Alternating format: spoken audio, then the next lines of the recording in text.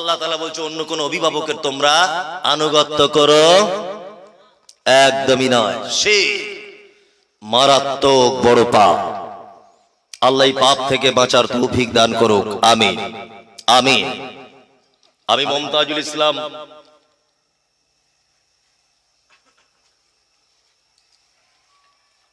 আচ্ছা বলছি পড়ে। এই মমতাজুল ইসলাম আপনাকে আরো একটা কথা বলে দিয়ে যাচ্ছি, খুব মনোযোগ সহকারে শোনার চেষ্টা করুন।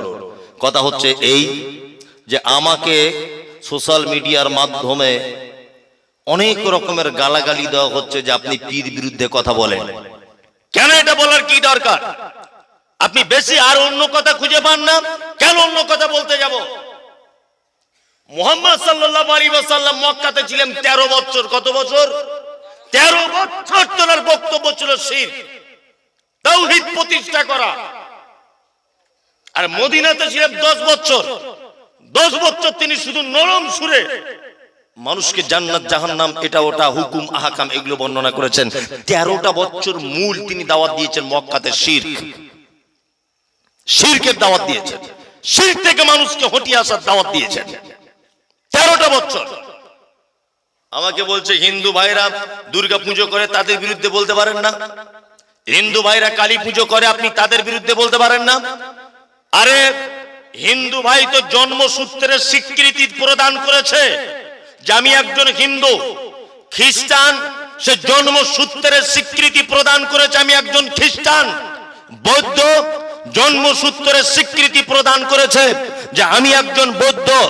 ইহুদি জন্মসূত্রের স্বীকৃতি প্রদান করেছে আমি একজন ইহুদি। আল্লাহ সুবহানাহু ওয়া তাআলা বলেন লাকুম দীনুকুম ওয়ালিয়া দিন, যার ধর্ম যার দিন তার কাছে, যার দিন তার কাছে।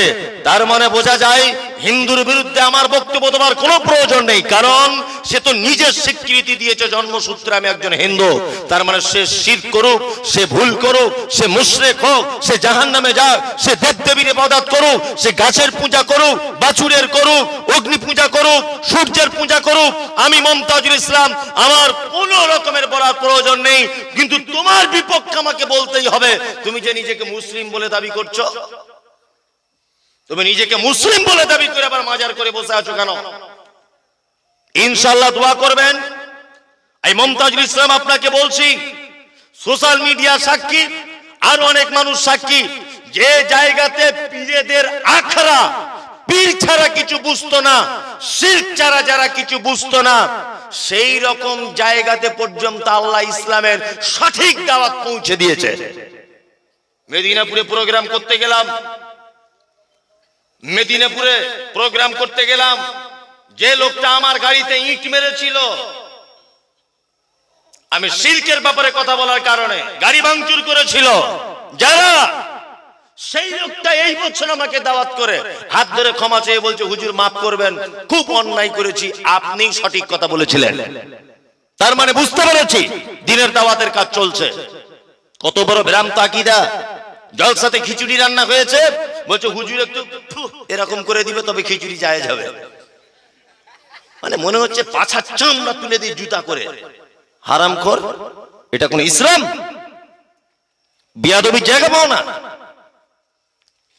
একদমই নয়। ইনশাআল্লাহ আগামী দিন শিরক বেদাত মুক্ত সারা বাংলাতে সঠিক ইসলাম, সঠিক হাদিস, সহিহ হাদিস এবং কোরআনের বাণী প্রচার হবে ইনশাআল্লাহ।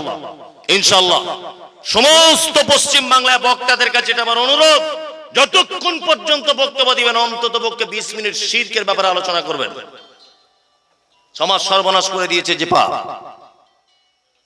আল্লাহ আমাদের সকলকে শিরক মুক্ত সমাজ গড়ার তৌফিক দান করুক, আমিন।